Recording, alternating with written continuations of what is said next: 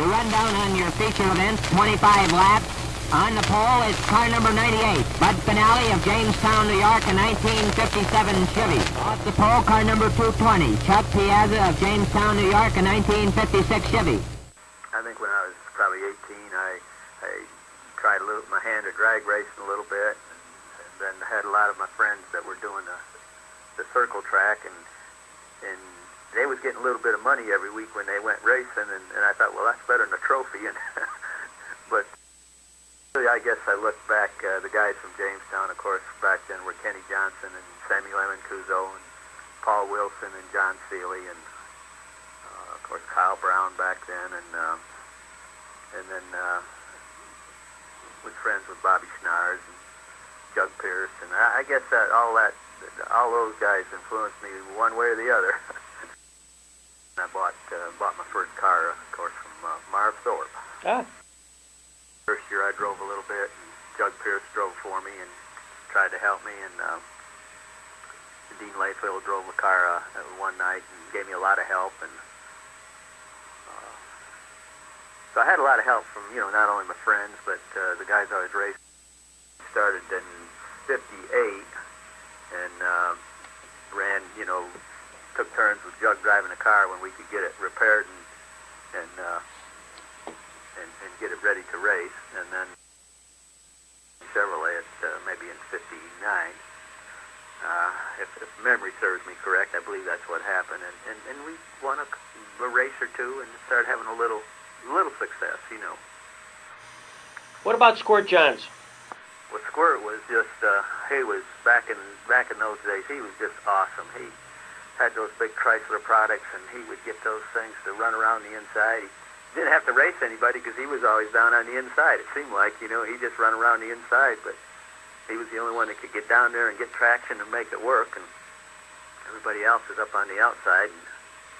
And Squirt was certainly one of my idols back then. He was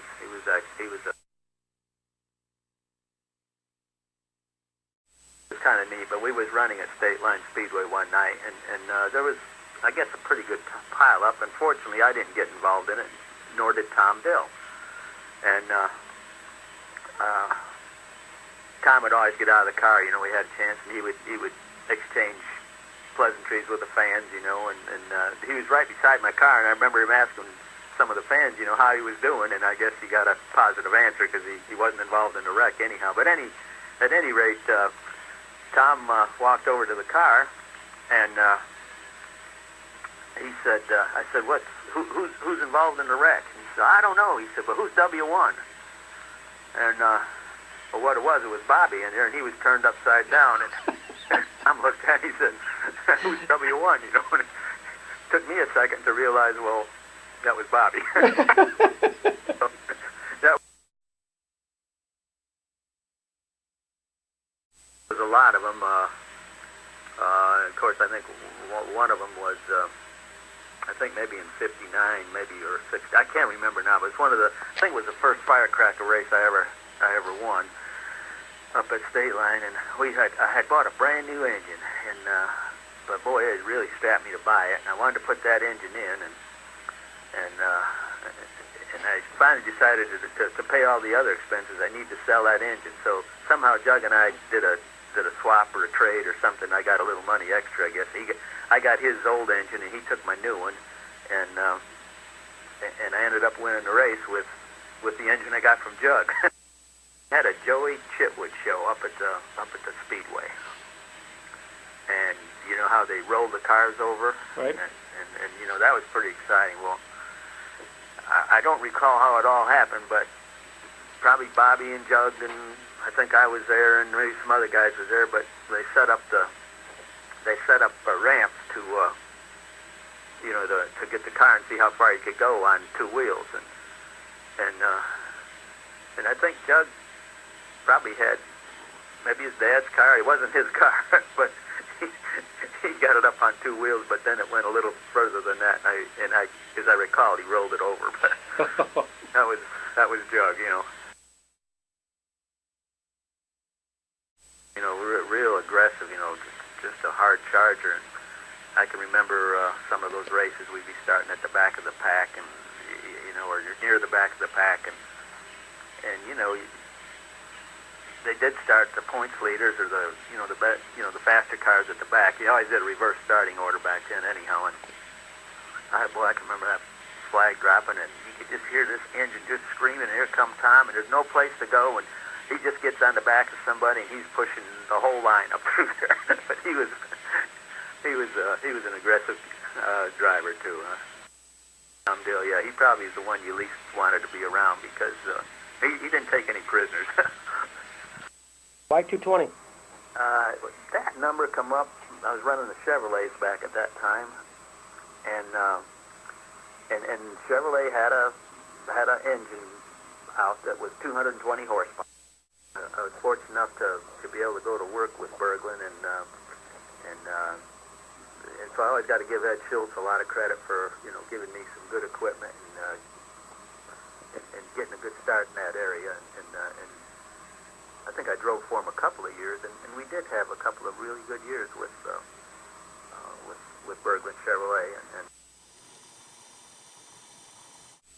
okay, well, we were running a state line, and there was a wreck, I think, going down probably right into 3, and I didn't get caught up in the wreck, but I got blocked, so I had to stop, and I was down sort of on the inside of the track, and I looked up in the mirror, and the yellow was out, and, everything, and the track was pretty well blocked, and here comes Phil Jackson, and boy, he's not slowing down, he's not cracking it, but Phil worked his way around the outside of the blockage around the track,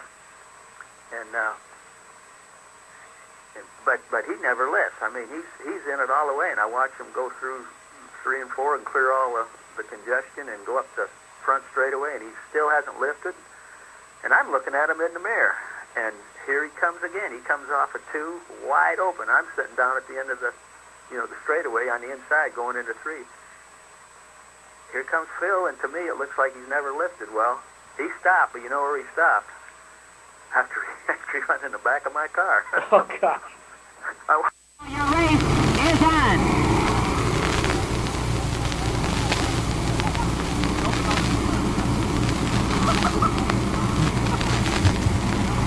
In the lead yet is Bud Finale in car number 98, leading the pace. 2 laps completed, 23 laps to go with Keith Warner and 20 running second. A spin out by Marv Thorpe in car number 1 on that 4th turn. And Marv is stalled.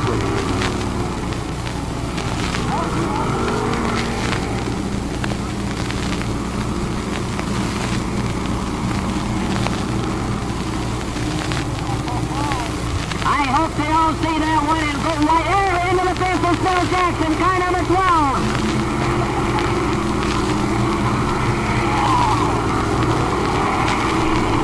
Phil Jackson, car number 12, into the fence. Mark Thorpe, car number 1 on the 4th turn. The inside. The biggest thing, of course, when I started going to the races was watch Dean slide a car all the way around Stateline Speedway, which was unbelievable the way that he used to do it. And I never won as many races. Well, I didn't win a lot of races up there, but I was pretty steady, especially in the later years. But I think probably the highlight was the last year I run up there. I think I won one of the track championships, and I don't recall now whether it was Stateline or Erie.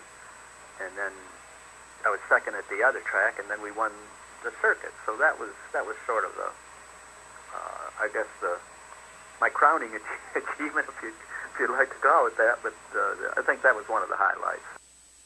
We did have a good time down there. It was just a lot of